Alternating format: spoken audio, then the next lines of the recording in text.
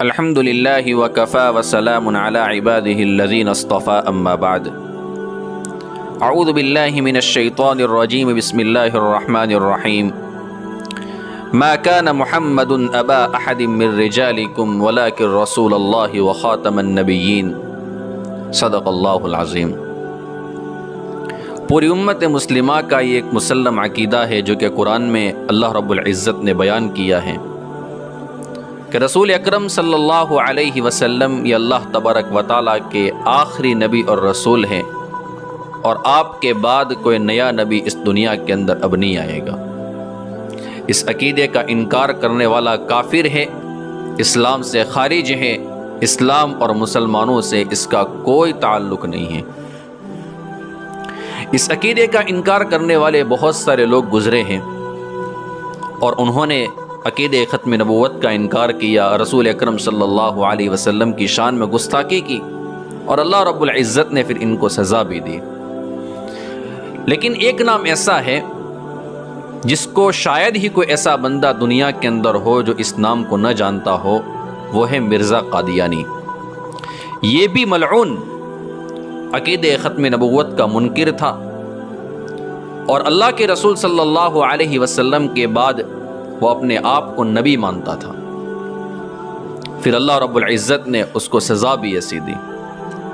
اس کی گستاخی کو جب ہم دیکھتے ہیں جو اس نے رسول اکرم صلی اللہ علیہ وسلم کی شان میں کی، اللہ تبارک و تعالیٰ کی شان میں کی، تو ایسا محسوس ہوتا ہے کہ شاید اس دھرتی کے اوپر گستاخ رسول اور گستاخ نبی اس سے بڑھ کر کوئی پیدا نہیں ہوا ہے۔ اس کی گستاخی کو دیکھ کر ایسا محسوس ہوتا ہے۔ جتنا بڑا ذلت برا وہ کام کرتا ہے، جتنا بڑا وہ گناہ کرتا ہے، پھر اللہ رب العزت اسی کے مطابق اس سے انتقام لیتے ہیں۔ اللہ نے نہ صرف یہ کہ اس کو دنیا میں ذلیل کیا، آخرت میں بھی اس کو سزا ملے گی۔ کچھ لوگوں نے اس کے مرنے کے بعد خواب بھی دیکھے ہیں، اور پھر ان خوابوں کو کتابوں میں جگہ بھی ملی ہیں، اور عجیب عجیب باتیں اس کے بارے میں موجود ہیں۔ ہمارے ملک ہندوستان کے بہار کے علاقے کے ایک شخص ہے جن کا نام ہے حکیم محمد حسین۔ وہ فرماتے ہیں کہ میں نے خواب دیکھا کہ مرزا قادیانی کی قبر میں تدفین ہو گئی ہے، اس کو دفن کر لیا گیا ہے، اور لوگ مٹی ڈال کر گھر پر واپس جا رہے ہیں۔ اس کے بعد قبر میں سخت اندھیرا اور خوف ہے۔ اللہ رب العزت کے فرشتے سوال و جواب کے لیے پہنچے ہیں۔ مرزا قادیانی سخت گھبرایا ہوا ہے، وہ کانپ رہا ہے، اور اللہ رب العزت کے فرشتے اس سے سوال کر رہے ہیں، اور وہ جواب میں ادھر ادھر کی باتیں بک رہا ہے۔ قبر میں قریب ہی شیطان کھڑا ہے، وہ مرزا قادیانی کو کہہ رہا ہے، اے مرزا قادیانی، تو میرا بہترین ساتھی تھا، تو نے میرے مشن کے لیے بہت کام کیا ہے، رات دن تو نے محنت کر کے لوگوں کو گمراہ کیا ہے، مجھے تیری موت کا بہت دکھ ہوا ہے، لیکن آج اس مشکل میں تیرے کام نہیں آ سکتا ہوں، یہ عذاب تو تجھے سہنا پڑے گا۔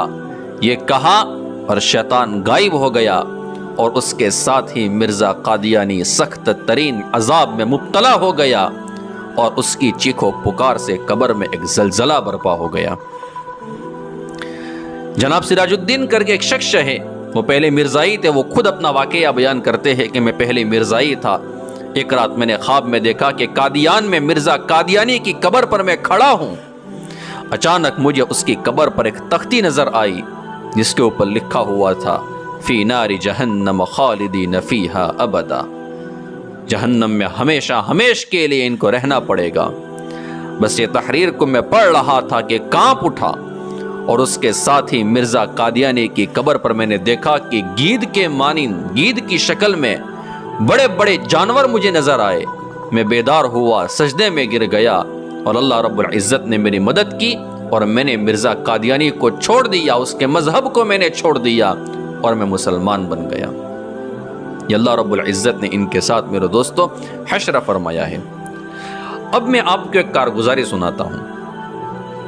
ہمارے پڑوس ملک کی ایک جماعت جرمنی میں گئی تھی، تبلیغی جماعت تھی، گشت وغیرہ میں مصروف تھی۔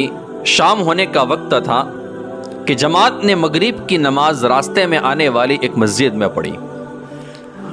رات تھی تو وہیں پر رات گزارنے کا ارادہ کیا۔ عشاء کی نماز ادا کرنے کے بعد مسجد کے امام صاحب سے جماعت کی گفتگو ہوئی، اور جو امام مسجد تھے ان سے انہوں نے وقت کا مطالبہ کیا کہ آپ ہمارے ساتھ کچھ وقت گزارے، اللہ کے راستے میں چلے۔ پتہ نہیں چلا کہ یہ بندہ کون ہے۔ تو مسجد کا جو امام تھا اس نے جماعت کے ساتھ 3 دن چلنے کا وعدہ کیا کہ میں آنے کے لیے تیار ہوا۔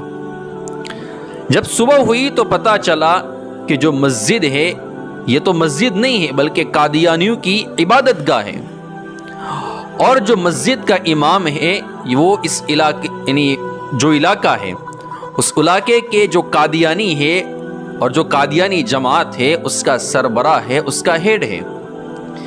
جب مسجد کے امام کو پتہ چلا کہ جماعت کے ساتھیوں کو ہمارے بارے میں اس طریقے سے پتہ چل گیا ہے تو اس نے امیر صاحب سے کہا کہ اگرچہ میں قادیانی ہوں لیکن میں دین کی باتیں سیکھنے کے لیے آپ کے ساتھ چلنے کے لیے تیار ہوں۔ تبلیغی جماعت کے ساتھی تھے، چنانچہ وہ جماعت کے ساتھ 3 دن کے لیے اسی وقت روانہ ہو گیا۔ وہ گھر سے نکلا ہی تھا کہ یہ پہلی رات تھی اور اس کو خواب آیا، اور خواب عجیب ہے۔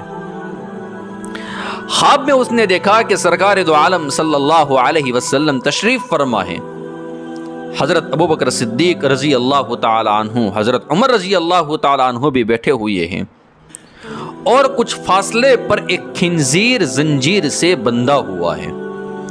رسول اکرم صلی اللہ علیہ وسلم اس قادیانی سے مخاطب ہو کر کہتے ہیں کہ تم اس خنزیر کے پاس جاتے ہو، ہمارے پاس کیوں نہیں آتے ہو؟